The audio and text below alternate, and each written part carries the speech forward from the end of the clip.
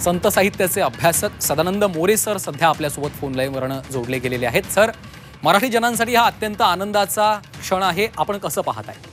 मी असं बघतो की हे जे वर्ष आहे ना आपलं आता चालू आहे ते मराठी भाषेच्या दृष्टिकोनातून अत्यंत महत्वाचं ठरते आणि महाराष्ट्राच्यासाठी.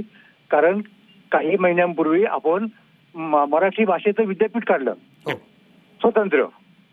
हा एक महत्वाचा मुद्दा लक्षात घ्या की ज्या कमिटीचं मी अध्यक्ष होतो योगायोगाने मला ती संधी मिळाली. आणि आता हे जे पेंडिंग होतं बरेच दिवस प्रकरण भविष्यात भाषेचं तेही आता निकालात निघाले चांगल्या आपल्या पॉझिटिव्ह अशा पद्धतीने आपल्या बाजूनी.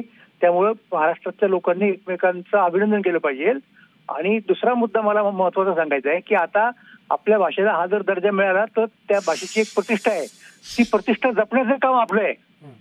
गेले काही दिवस पाहतोय विशेषतः राजकारणाची मंडळी भाषेचा अत्यंत वाईट रीतीने उपयोग करतात. हे अभिजात भाषेला शोभा देणारी गोष्ट नाहीये.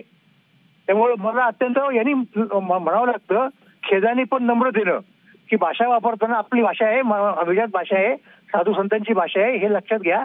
आणि इतके उदाहरण येतो का, हा वेगळा मुद्दा झाला पण तुम्हाला म्हण. सर, आणखी एक याच्यामध्ये महत्वाचा मुद्दा, खरं तर गेल्या अनेक वर्षांपासूनची ही आपली मागणी होती, महाराष्ट्राची मागणी होती, मराठी माणसाची मागणी होती, ती अखेर पूर्ण होतीये. मात्र या टायमिंग बद्दल देखील आता कुठेतरी शंका घेतली जाते, त्यावर देखील चर्चा होतीये.